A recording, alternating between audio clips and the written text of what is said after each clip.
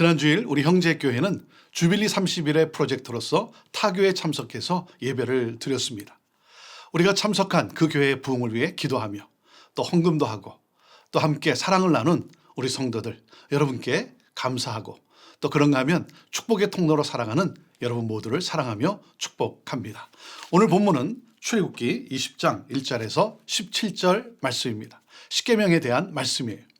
여러분은 십계명 하면 어떤 생각이 먼저 떠오릅니까? 우리의 발목을 붙잡는 족쇄로 여러분 생각하십니까?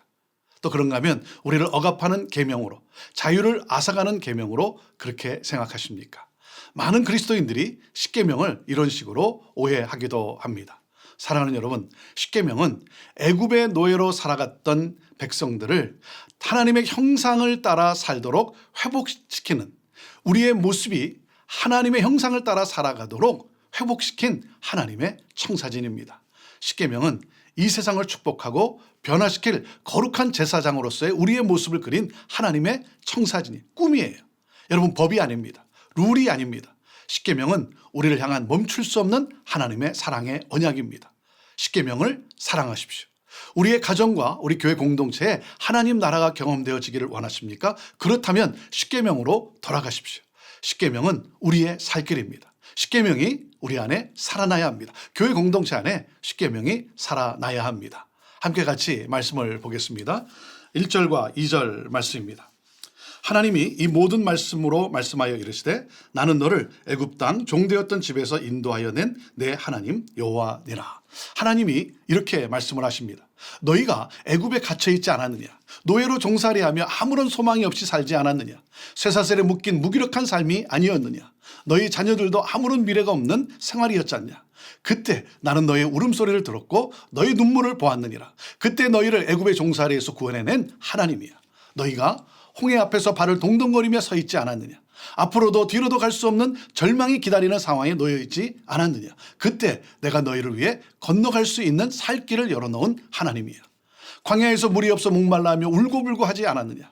그때 너희에게 샘물을 떠뜨려준 하나님이야. 아말렉과의 전쟁에서 어찌할 바를 몰라 헤매지 않았느냐? 그때 너희를 승리케 한 하나님이야. 만나를 통해서 너희를 먹여 살린 하나님이야. 그 하나님이 오늘도 우리에게 이렇게 동일하게 말씀하세요. 나는 너를 사랑하는 전능자 하나님이야. 나는 너를 하늘을 나는 인생으로 만들겠다. 온실의 꽃이 아니라 어떠한 풍파에도 흔들리지 않는 거목으로 만들겠다. 나에게는 너희를 향한 원대한 계획이 있어. 꿈이 있어. 그래서 너희들에게 이 십계명을 준다. 이것은 너의 삶을 풍성하게 하고 평강과 기쁨과 소망과 행복이 넘치도록 하는 사랑의 언약이다. 축복의 통로로 살아가게 하는 생명의 약속이야. 이 계명을 가슴에 새기고 순종하고 따라오라. 자, 그러면서 이제 10가지 계명을 말씀하십니다. 자, 먼저 첫 계명인데요. 3절 말씀입니다.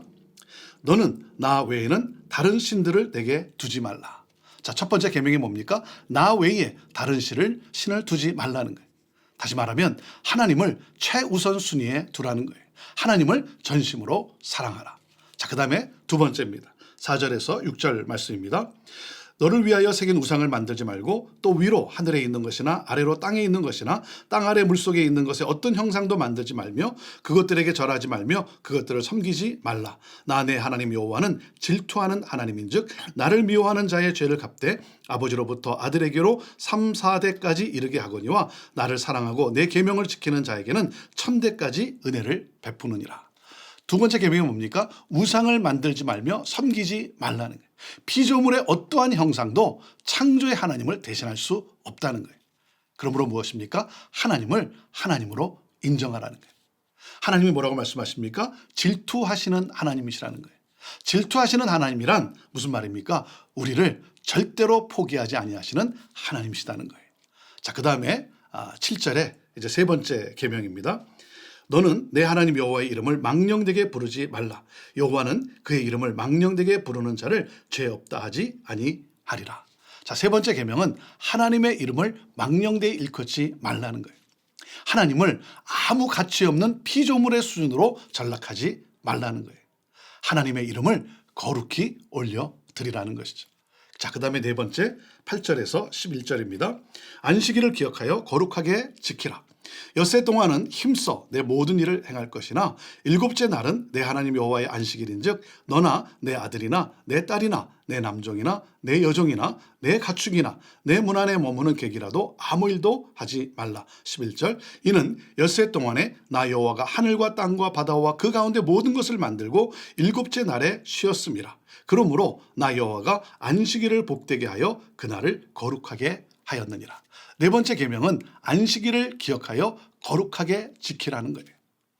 너는 너의 수고로 사는 것이 아니라 나의 도움으로, 하나님의 도움으로 사는 존재라는 것이죠. 하나님이 나를 통해 이루신 일들을 보며 기뻐하며 찬양하며 경배하라는 거예요. 그러므로 진정한 안식을 누리라고 말씀하고 계십니다. 자, 그 다음 다섯 번째 계명 12절입니다. 내 부모를 공경하라. 그리하면 내 하나님 여호와가 내게 준 땅에서 내 생명이 길리라. 다섯 번째 계명은 내 부모를 공경하라. 다시 말하면 서로의 관계에서 공경을 회복하라는 거예요.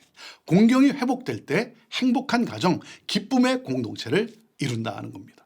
자, 여섯 번째 계명입니다. 13절 살인하지 말라. 여섯 번째 계명은 살인하지 말라예요.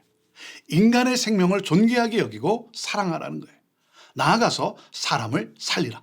영혼을 살리는 삶을 살라고 말씀하고 계십니다. 일곱 번째 계명 14절입니다. 간음하지 말라. 일곱 번째 계명은 간음하지 말라입니다. 간음은 인간의 영혼을 망가뜨리고 가정과 공동체와 사회를 타락하게 하는 무서운 죄악이기 때문이라는 것이죠. 자, 그 다음 여덟 번째 계명 15절입니다. 도둑질하지 말라. 여덟 번째는 도둑질하지 말라입니다. 나는 너의 모든 필요를 채우시는 하나님이라는 거예요. I am your provider. 나는 공급자 하나님이다. 자, 그 다음에 아홉 번째 계명 16절입니다. 내 이웃에 대하여 거짓 증거하지 말라. 아홉 번째 계명은 이웃에 대해 거짓 증거하지 말라는 것입니다. 잘못된 증언은 상대방의 삶을 파괴할 뿐만 아니라 하나님에 대하여 거짓 증거하는 것이다. 그래서 뭡니까? 진실한 말을 하라는 거예요. 진실하게 살라는 것이죠. 자, 그 다음에 마지막 이제 열 번째 계명 17절입니다. 내 이웃의 집을 탐내지 말라. 내 이웃의 아내나 그의 남종이나 그의 여종이나 그의 소나 그의 낙이나 무릇 내 이웃의 소유를 탐내지 말라. 열 번째 계명은 내 이웃의 것을 탐내지 말라는 거예요. 이웃은 사랑의 대상이라는 거죠. 그래서 무슨 말씀을 하는 겁니까? 만족의 삶을 살으라는 거예요.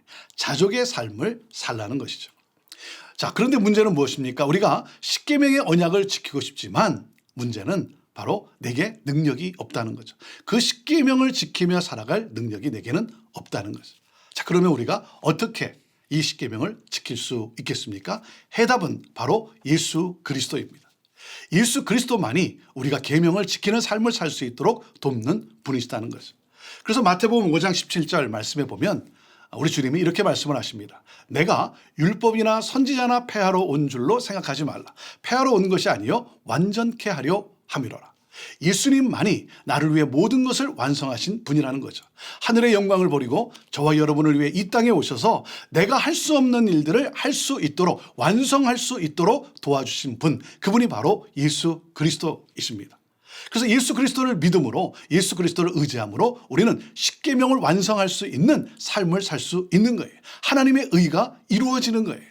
하나님의 나라, 그 하나님의 나라가 내 삶과 가정과 교회, 이 땅에 임하게 되는 거예요. 그렇기 때문에 사랑하는 여러분, 오늘도 이 시간도 예수 그리스도를 바라보십시오.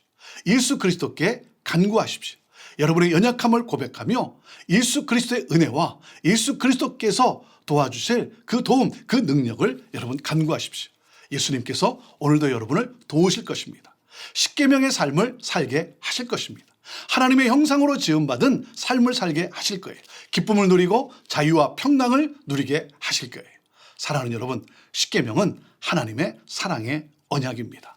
이 사랑의 언약, 십계명을 사랑하고 십계명을 지키겠다라고 하는 하나님과의 이 언약, 이 결단과 함께 예수 그리스도를 바라며 나아갈 때 여러분은 바로 하나님의 형상이 회복된 축복의 통로로서 이 세상을, 여러분의 가정을 축복하며 하나님 나라를 경험하는 삶을 살게 될 것입니다. 오늘도 주님이 기뻐하시는, 주님이 그토록 원하시는 하나님의 뜻에 따른 하나님 나라의 삶을 살아가는 여러분 모두가 되기를 주님의 이름으로 축복합니다. 기도하겠습니다.